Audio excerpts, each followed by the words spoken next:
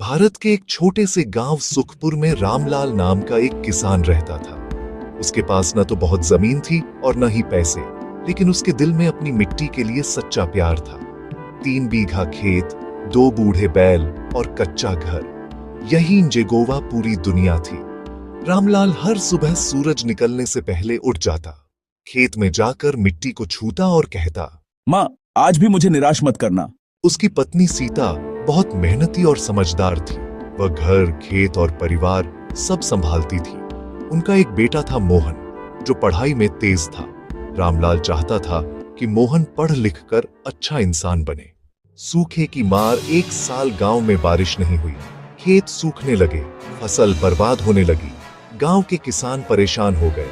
कुछ लोग शहर जाने लगे, कुछ ने साहूकार से कर्ज ले लिया।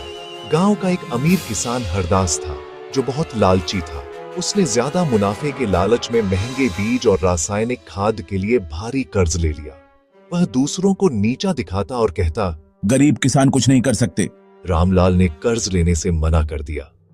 उसने कम पानी वाली फसल बोई, गोबर से खाद बनाई और पुराने देसी तरीकों से खेती शुरू की। लोग उस पर हंसते थे। मेहनत और सब्र समय बीतता गया।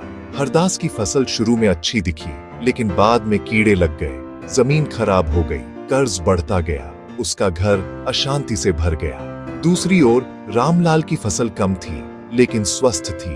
जब थोड़ी सी बारिश हुई तो उसकी फसल बच गई। एक दिन सरकारी कृषि अधिकारी गांव आया। उसने रामलाल के खेत देखे और बहुत प्रभावित हुआ। रामलाल को आदर्श किसान का पुरस्कार मिला और सरकार से मदद भी मिली। गांव का बदलाव रामलाल ने यह सफलता अपने तक सीमित नहीं रखी।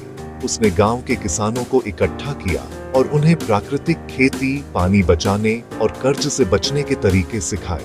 हरदास को अपनी गलती समझ आई। उसने रामलाल से माफी मांगी।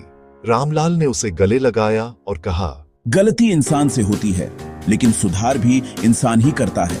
धीरे धीरे पूरा गांव बदलने लगा। किसान मिलजुल कर काम करने लगे। नई पीढ़ी की सोच।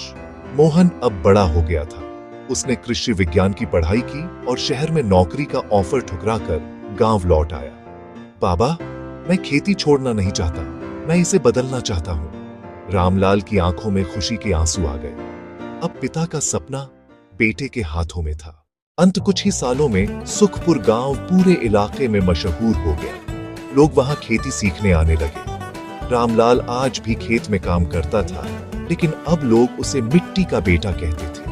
किसान सिर्फ अन्न नहीं उगाता, वह देश का भविष्य उगाता है। प्लीज